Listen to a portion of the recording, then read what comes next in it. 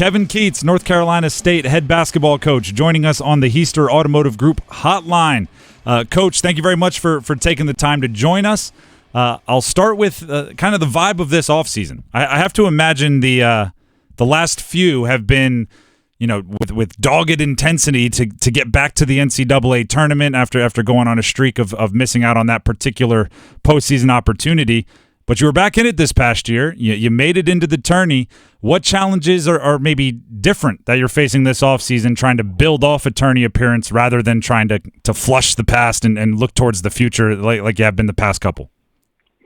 Well, Tim, thanks for having me on, and way to bring me down to earth, knowing that Jaquavion Smith and Jarkel Joyner will not be wearing that uniform next year.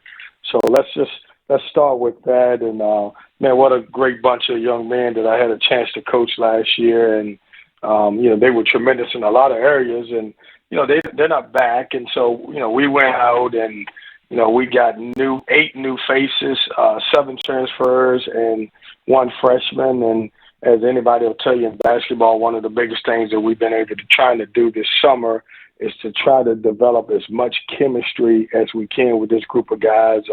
We got 5 guys returning, 2 starters, and DJ Burns and Casey Morcell.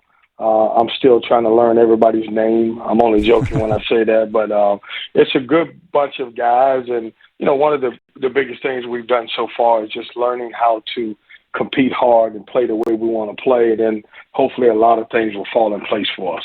I want to talk to you about that chemistry building process, but first, since you mentioned his name, Jaquavion Smith, I'm sure you've been noticing he's kind of filling it up in the NBA Summer League. Just came to a close for Philly. 15 points per game, 38% shooting from 3. Is that what you expected, or what is the trajectory you see for his pro career? Well, that's what I expected. He's been an underdog all his life.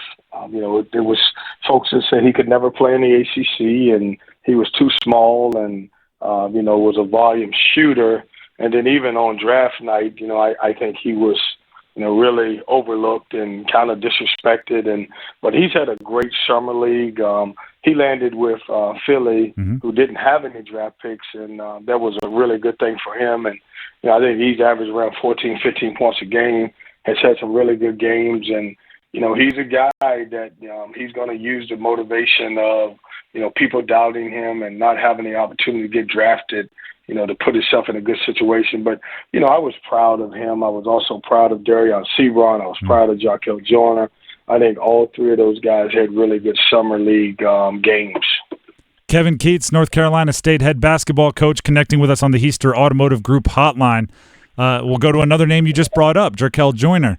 Last season you received a lot of big contributions from transfers, right, guys that got to your campus after spending some time somewhere else in college basketball. Joyner, DJ Burns, who's still around, Jack Clark, a few others.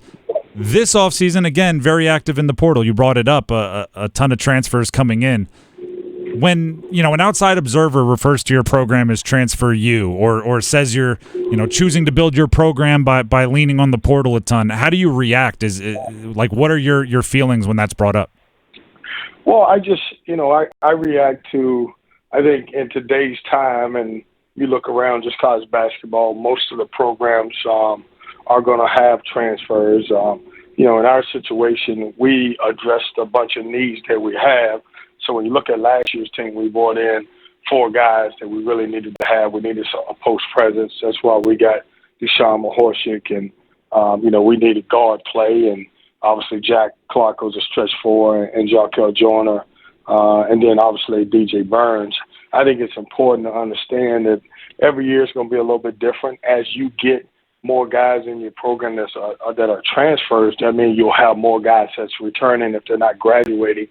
So in this situation, it doesn't bother me. I take it as a compliment. We're out here working. We're addressing needs. And, if there was a such thing for a McDonald's All-American transfer, we'd have to mention Jarkel as that type of guy. What are some of the biggest challenges about integrating guys that have already been a part of a different college basketball culture into your culture, right? When you get a freshman, you're kind of teaching them how to be a college athlete. A lot of these guys show up already knowing how to be a college athlete, but you have to teach them how to be like, an NC State college athlete. What are some of the challenges involved in that process? Well, I think one of the biggest things is just getting everybody on the same page. For example, I've got 8 guys that's coming in that were from different programs that play for some really good coaches in different systems. And, what we try to do in the summer is try to get guys to figure out what our system's going to be, how we're going to play, both offensively and defensively. We want them to hang out on the court and off the court as much as possible because, the chemistry is what takes you over the hump. I've seen some great teams over the year that had really good players that didn't end up winning a lot of games because they never had chemistry. And, the one thing that was really apparent about last year's team is that our chemistry was really good. We were fortunate to be able to take a summer trip to Bahamas and practice 10 days and be able to play in a few games. And we're trying to develop that now. We don't have a foreign trip in our back pocket, but more importantly, getting these guys to try to learn each other in a short amount of time. That voice you hear is Kevin Keatts, head coach of North Carolina State men's basketball. Coach, you bring up learning like how you're going to play, what the scheme and style is going to be. I have to imagine you're crafting that in part to the skill set of the players that are on campus and with so many new faces. How are you going to play next year? Well, we want to play fast, as we always do. This could be one of the deepest teams that we've had, knock on wood, barring any type of injuries from any player. But also, we do have a post guy who's very efficient. And though we want to play fast, when we get in a half-court situation, we've got a reliable post guy in DJ Burns who we can really throw the ball inside and he can score the ball, but he's a very good passer. And so, we want to have, if we can get out in transition as much as we can, we would certainly love to do that, but we can also play through DJ Burns, who at times you guys may think he's our point guard. Now that he'll be out front running the point, but because his ability to find open guys, I think that'll help him a lot. I love hearing that because, DJ Burns, obviously returning, he's also just like a big physical imposing figure, right? He comes with a certain amount of girth and height and those sorts of things. How important is he, not just in the scheme as you mentioned, but I played college sports, and a lot of times the biggest guy is the tone setter by default, right? When he's running the court, everyone's running the court. How important is he to your program from a personality standpoint, again, as you build that chemistry that you keep referencing? He is so important to us in a lot of ways. Number one, it's hard to find a guy who can score in college basketball with their back to the basket. It just doesn't happen anymore. It may be 5 of those players in the country. And then his ability and his willingness to make easy passes or the right play is that's a plus for our team. And then, obviously, we don't let him off the hook now. We expect him to run the floor too now and to be able to get some easy baskets. And so his leadership, he and Casey Marcel are the 2 guys who started last year.